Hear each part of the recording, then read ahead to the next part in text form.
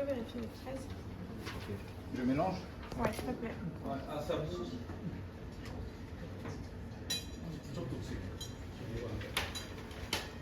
Ah, parfait. Ah, c'est bien. Je suis où? Toko.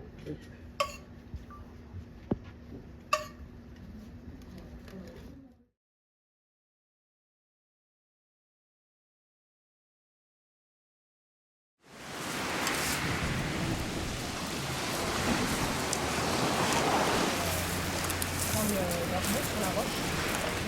La petite montagne.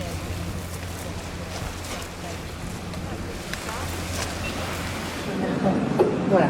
Bon bah c'est super, tu es arrivé à Toba et du coup j'aurais aimé te demander quelques questions sur la ville, tes impressions, ce que tu as pu en penser. Et la première chose, c'est quand même aujourd'hui, tu vas plonger avec Aiko Ono du coup et voilà, qu'est-ce que tu en as pensé d'être avec elle, comment ça s'est passé, voilà, si tu peux nous raconter un peu. Mais honnêtement, on m'avait parlé de ces femmes-là il y a longtemps et je me suis dit mais c'est un rêve de rencontrer ces femmes. Moi qui suis poissonnière, qui aime la pêche, qui aime la planète, je veux les rencontrer et ce matin c'est arrivé. Donc en effet, c'était une journée de rêve. C'était vraiment très impressionnant et je suis très très heureuse d'avoir participé à une pêche avec elle. C'était costaud quand même. Ah oui, c'était costaud. Quand la vague elle arrive, là c'est costaud. Et qu'est-ce que tu as pensé de, pas la partie de la plongée, mais aussi après la pêche, tu as pu partager quelques moments aussi avec cette plongeuse à main, du coup Ah bah, là c'est les sentiments qui rentrent, hein. C'est vrai que cette maison où elle se réchauffe, c'est un petit peu le secret des hamas. On rentre un peu dans l'intimité et c'était absolument génial et je me suis sentie un peu comme chez moi. D'accord. Voilà, ça me ressemble en tout cas. Quand tu as plongé avec du coup Aiko, je sais que là tu fais ton tour du monde, donc tu vois plein de pays, tu vois la mer dans plein de pays. Et moi je me demandais, est-ce que tu as trouvé que la mer à Toba, l'océan, il était différent ou Bonne question. C'est vrai que j'ai pêché un peu partout, mais pas tout le temps dans les profondeurs. Des fois sur un bateau, donc j'avais pas l'occasion de voir les fonds marins. J'ai vu beaucoup d'algues.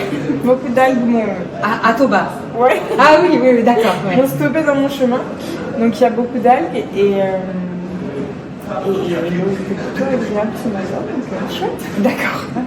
C'est vrai qu'à Toba, il y a pas mal d'algues que les lamas du coup ramassent. Elles ramassent pas seulement des ormeaux. Et du coup, toi, tu as pu échanger avec des chefs ici à Toba. Donc tu as pu leur montrer toi ton savoir-faire. Et eux, ils ont fait une cuisine justement en essayant d'utiliser plusieurs algues de Toba, 8 au total. Qu'est-ce que tu as pensé? Est-ce que bon, déjà, j'espère que c'était bon, hein, ça tu vas nous le dire, mais aussi, est-ce que tu as trouvé des choses, tu penses, intéressantes à ramener avec toi en France ou... Complètement, parce que le sujet de l'algue, c'est quand même un sujet d'actualité. Pour l'environnement, on sait que c'est un bon sujet. On sait qu'on doit s'y pencher. En France, on commence à s'y pencher. On a des belles entreprises dessus. Mais on mange encore les algues. Alors, pardonnez-moi les chefs étoilés, hein. Vous êtes là, mais vous avez du niveau. On mange un peu les algues comme un substitut alimentaire. Parce qu'on sait que c'est bon pour le corps. Donc, on va mettre de la poudre d'algue quelque part, on va manger des algues. Mais en soi, l'algue a du goût. Et l'algue a des fonctions. On a goûté cette algue qui fait l'agar-agar. Nous, on utilise l'agar-agar, mais en fait, on a l'algue. Et du coup, c'est vraiment passionnant de rentrer dans cet univers des algues parce qu'il est très méconnu en France. Bon, bah super si tu as pu un tout petit peu plus en découvrir. En plus, c'était bon. Ah, bon, heureusement. Et alors, à Toba, donc il y a la ville de Toba, mais il y a également des îles. Oui. Et du coup, tu es allée sur une des îles, c'est la plus grande. Donc, je crois c'est Toshijima. C'est ça. Voilà, est-ce que tu peux nous en dire un peu plus qu'est-ce que tu as fait là-bas est-ce que ça t'a plu Eh ben, j'ai pas du tout aimé, c'est pour ça que j'y retourne dans 2 jours. Non, je suis une personne qui aime les fonds marins, le poisson, cuisiner le poisson. et la nature. Et je pense que cette île, c'est le paradis sur Terre. Comme Toba d'ailleurs, mais c'est vrai que là on est sur une île, donc on est encore plus dans un environnement un petit peu clos. Et ouais, arriver à la criée et voir des poissons vivants, je ne savais même pas que ça existait. Je savais qu'il y avait des poissons vivants, mais que tous les poissons soient vivants, ah ouais, c'est exceptionnel, c'est exceptionnel. Incroyable. Et le restaurant qu'on a fait le midi, je dois dire, parce que je pense que c'est un des meilleurs restaurants de poissons crus que j'ai fait dans tout mon voyage. Ah ouais, perfection. Ah ouais. Alors, je suis persuadée qu'il y a l'aliment, il peut être bon, et il y a aussi l'environnement. Quand tu vas au restaurant avec quelqu'un qu'on n'aime pas, on n'aime pas le restaurant, mais c'est pas forcément la cuisine du chef. Donc il y a beaucoup de facteurs. Là, ils étaient tous réunis, mais je suis persuadée quand même visuellement et gustativement que c'était parfait. Et ça a créé un moment que je me rappellerai toujours. Super. Durant ton séjour à Toba, c'est vrai que tu as eu plein d'expériences, tu as vu plein de lieux différents, tu as même un peu étudié finalement puisque tu t'es retrouvé au musée de la mer, donc un peu la culture des plantes de Zama. Et en fait, bon, tu m'as déjà dit, donc ça c'est pas une nouveauté, mais que les problèmes environnementaux, c'est partout pareil, donc le Japon est aussi touché.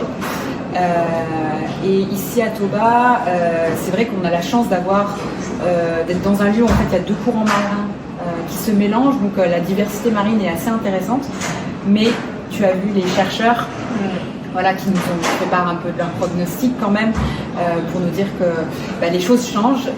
Donc à Toba on essaye de, comme un peu partout, mais de préserver, on sait qu'on a cette nature qui est et cette flore marine, pas flore marine, faune marine, qui est très diverse et on cherche à la préserver, à la protéger. Est-ce que ça, tu as pu un peu le ressentir à Toba, qu'on faisait attention à ne pas trop toucher l'environnement ou Ouais, c'est pour ça que je me sens aussi bien ici, c'est parce que c'est quelque chose qui est... Je sais pas comment on dit les gens de Toba, mais les gens qui vivent ici ont ça dans le sang.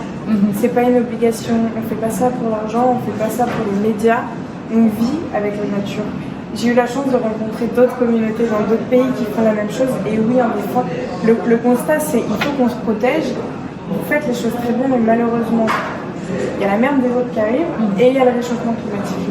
Donc oui, vous constatez forcément des méfaits alors que vous faites le maximum. Mais aujourd'hui, on doit... Toutes ces communautés, et je ne sais pas combien il y a de communautés sur Terre, mais de petits villages comme Toba, il y en a peut-être 1 milliard, 2 milliards. On devrait tous prendre exemple sur une ville comme celle-là et essayer de faire du bien autour de nous pour la nature. ça serait bien. Idéaliste, mais ça serait bien. Et pourquoi pas, il faut être idéaliste. À quoi ça sert de se réveiller le matin et de se dire que c'est trop tard? Non, c'est pas trop tard. Il faut mieux trouver des solutions et c'est vrai que par exemple cette culture des ponts de Zama, voilà, il y a de moins en moins de femmes qui pratiquent ce métier aussi, donc il y a cette question de la continuité de cette tradition de pêche. Donc c'est vrai qu'on est très contente que tu aies pu arriver à voir tout ce que tu as vu. Je suis heureuse et honnêtement, je peux comprendre les jeunes filles d'ici qui aspirent à un autre avenir. Aujourd'hui, on a les réseaux sociaux, on voit ce qui se passe dans le monde, le voyage est simple. On vit quand même dans un monde qui est complètement différent d'il y a 20 ans, on n'avait pas de téléphone, il faut quand même se le rappeler. Et je peux comprendre ces filles, mais le petit message, c'est essayer de garder quand même ces traditions et vos cultures, de les donner, et si vous ne le faites pas, je le ferai. Voilà. Le message est passé. Non, mais parce que j'ai adoré. Et parce qu'on vit dans un monde où on manque d'humanité. C'est pas qu'on manque d'humanité, on est très vite dirigé vers un monde qui est un petit peu pour moi faux. Et ces moments d'humanité, ces moments autour du feu tout à l'heure, mais j'en ai des frissons tellement c'est humain et il y a juste nous. Et la vie, des fois, elle peut être très très simple. Et c'est vrai que, comme c'était la question que tu avais posée aux planches de Zama, mais c'est vrai qu'elles vont jamais à la pêche toutes seules, c'est vraiment toujours au minimum à deux, parce que si jamais il se passe quelque chose en mer, elles vérifient, elles vont partager la même cabane pour se réchauffer, mais par contre, quand elles sont dans l'eau, et ben, c'est ce que tu as vu, c'est qu'en fait, c'est à qui va ramasser le plus et chacune un peu regarde, elle a l'air de trouver un peu plus. Donc, il y a cette petite compétition aussi. Mais la compétition, elle est humaine. Et la compétition est bonne à la base. la compétition, elle a été créée dans le monde humain pour des bonnes choses, pour être meilleur, pour faire évoluer la solution. La société aujourd'hui, c'est juste que maintenant la compétition, ça ramène de la jalousie. Et oui, elle plonge entre elles. C'est tellement beau. Avant, on n'avait pas. Aujourd'hui, le meilleur ami de l'humain, c'est ça. On est dessus tout le temps. Là. Et en fait, on oublie d'ouvrir les yeux et d'aller voir son voisin. Et avant, ils avaient ces moments. C'est les dimanches en famille. Nous, en tout cas en France. Hein. Je pense qu'ici aussi. Et c'est vrai qu'on était beaucoup plus branchés humains. Et le monde a été porté. Et aujourd'hui, on voit quand même une petite décadence sur certaines choses. Mais parce qu'il faut s'entraider dans la vie.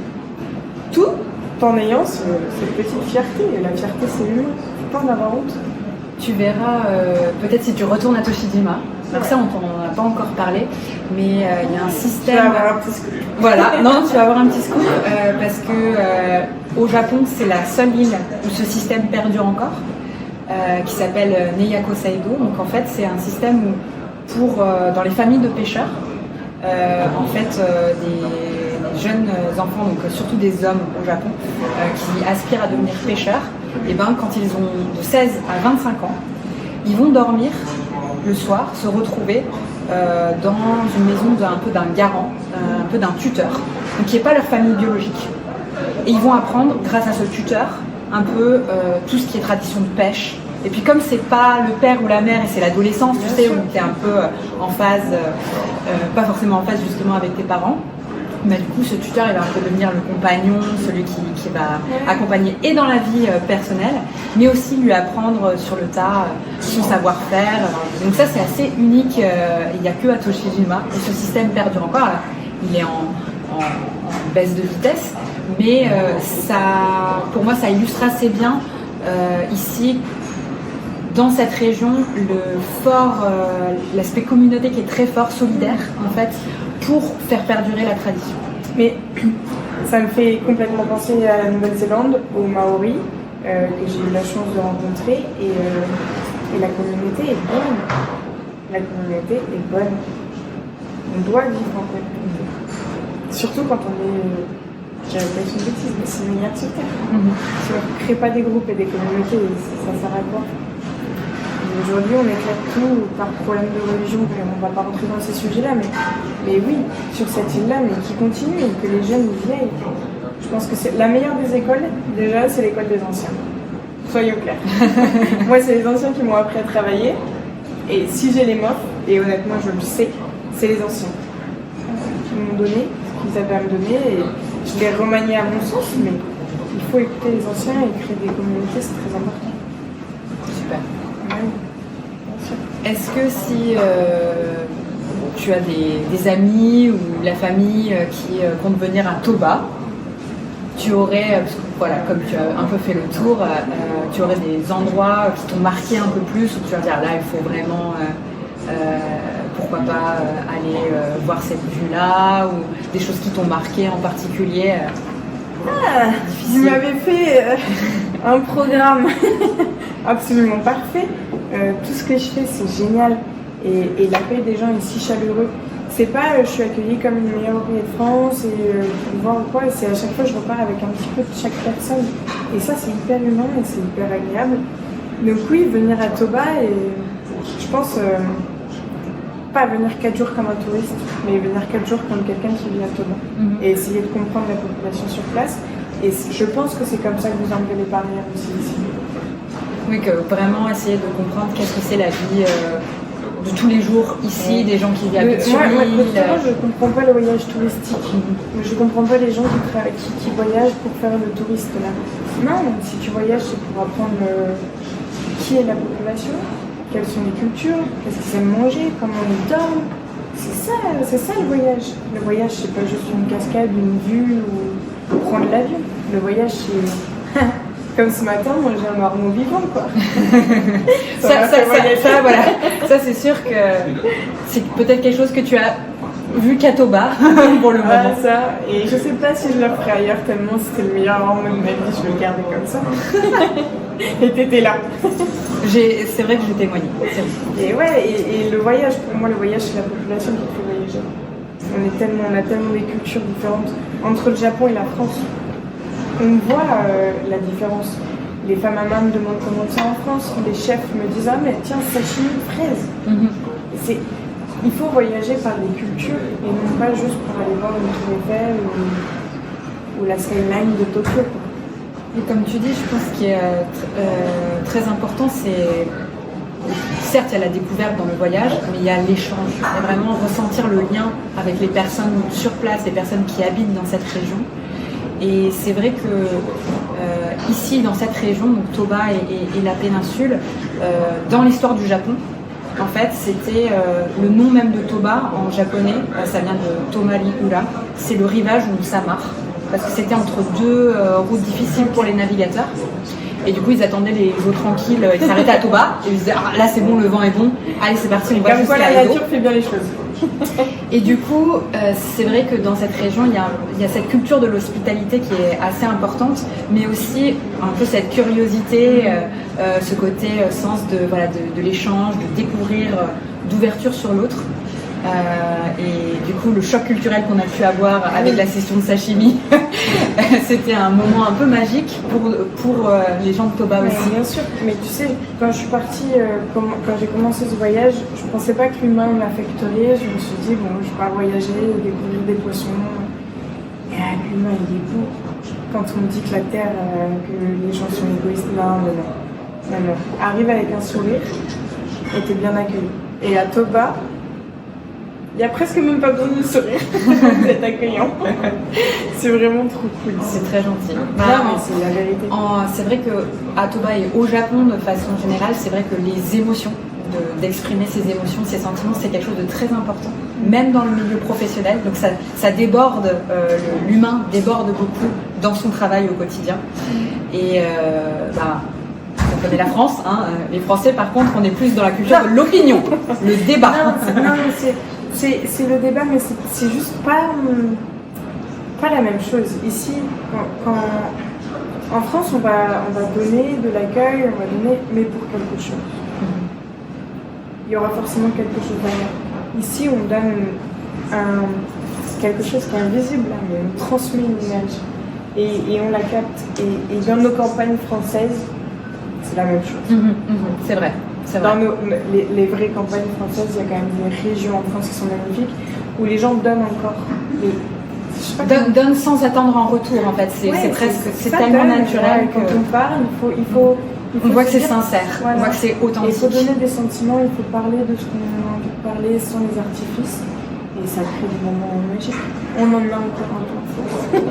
Non, mais c'est vrai que souvent, quand on rencontre les plongeuses à main la première fois, il y a un peu ce côté, bon voilà, on sait que c'est leur travail, etc. Mais en fait, on sent que finalement, elles sont accessibles en fait. Et puis elles véhiculent quelque chose, elles ont quelque chose. On part dans les montagnes en France faire du fromage, rencontrer quelqu'un qui lève ses bêtes et fait du fromage, c'est pareil, on a sa priori il est dur, il va nous parler, et au final je suis persuadée que si on y va, c'est parce qu'on est monde. Et ces gens-là, il ne faut pas en avoir peur, mais par contre il faut les respecter. C'est ça, oui. Ce matin, j'ai pas voulu toucher un ormeau ou quoi que ce soit dans l'eau parce qu'il y a du respect. J'ai pas voulu être trop présente ou quoi que ce soit, il y a du respect. Et quand on arrive chez quelqu'un et qu'on prend un peu son savoir, c'est rester à sa place. Je pense que c'est ce que le monde a un peu perdu. Allons-y, mais pour les bonnes raisons. Moi, je me nourris de l'histoire des gens. J'ai pas besoin de l'argent, l'argent, ok, un peu. Mais ce qui me nourrit cette année, c'est j'ai pris l'énergie de tout le monde là, j'ai du sang de tous les pays, j'ai les femmes à main qui sont en moi, et ça crée quelque chose de fou. Il faut qu'on se rapproche de ces bases-là, il faut qu'on y retourne. Il faut revenir. Ici bien sûr, je reviens.